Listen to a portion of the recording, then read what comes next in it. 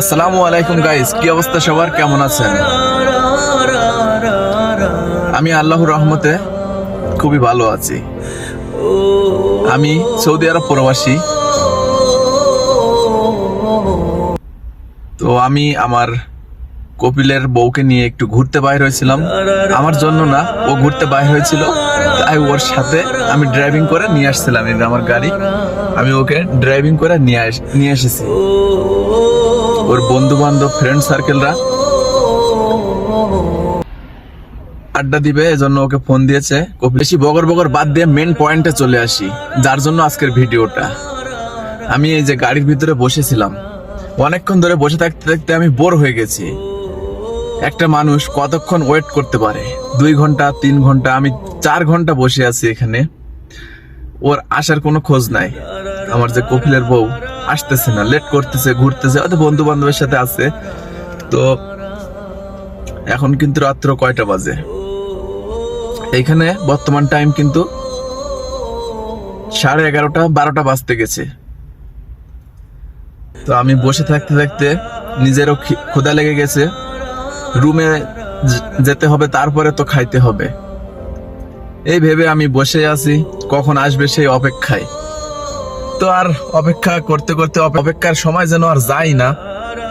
তো বসে থাকতে থাকতে আমি এখানে অনেক সামনের দিকে দেখাই, মানুষের চলাচল প্রচুর এখানে। এটা রিয়াদ মেন সিটি, এখানে মানুষের চলাচল খুব। তো আমি হঠাৎ করে দেখলাম 2 জন ব্যক্তি ওই দিক থেকে, আমার গাড়ির সামনের দিক থেকে কিন্তু আমার দিকে আসতেছিল, মানে আমার পাশ দিয়ে যাবে আর কি তারা। তো তারা আসার সময় আমার গাড়িতে এভাবে এভাবে নক করে। তো আমি প্রথমে সালাম দিলাম, দিয়ে বললাম যে কি সমস্যা? তারা বলে, তোর কি খাবার লাগবে? দেখেন, আমার ক্ষুধা লাগছে, আমি বুঝতে পারতেছি, কাউরে বলতেছি না এখানে খাবারের দাম অনেক বেশি, এজন্য আমি কিনেও খাবো না, কারণ আমার রুমে খাবার রয়েছে, সেখানে গিয়ে আমি খাবো। তো রিজিক কার কোথায় আছে এটা আল্লাহ তাআলাই নির্ধারণ করে। এই যে দেখেন, বড় একটা শপিং ব্যাগ, এটা ব্যাগ না, কাগজের ব্যাগ।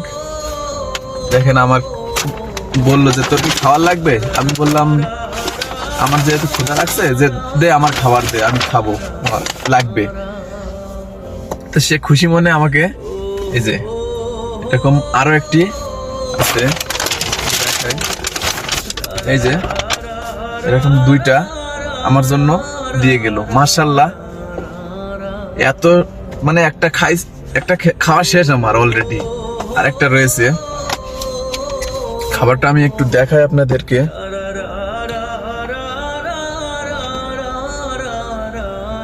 হয়তো ভালোভাবে বুঝতে পারবেন না আপনারা।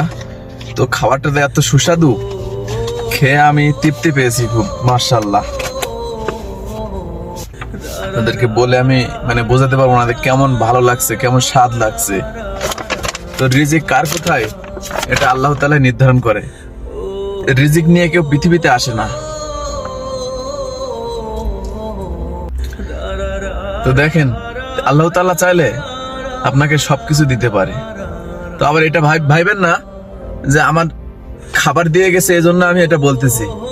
আপনি যদি মুসলমান হয়ে থাকেন, তাহলে এটা আপনাকে মনে প্রাণে বিশ্বাস করতে হবে যে আল্লাহ তাআলা এক, অদ্বিতীয়, তার কোনো শরীক নেই। আজকে সারাদিনে আপনার কি হবে, কি করবেন, সেটা আল্লাহ তাআলা আগে থেকে নির্ধারণ করে রাখে। তাই দেখেন, আমি কিন্তু চুপ করে বসেছিলাম, গেম খেলতেছিলাম। তো আমার রিজিক আছে, উনি আমাকে ডাক দিয়ে তারপরে দিয়ে গেল।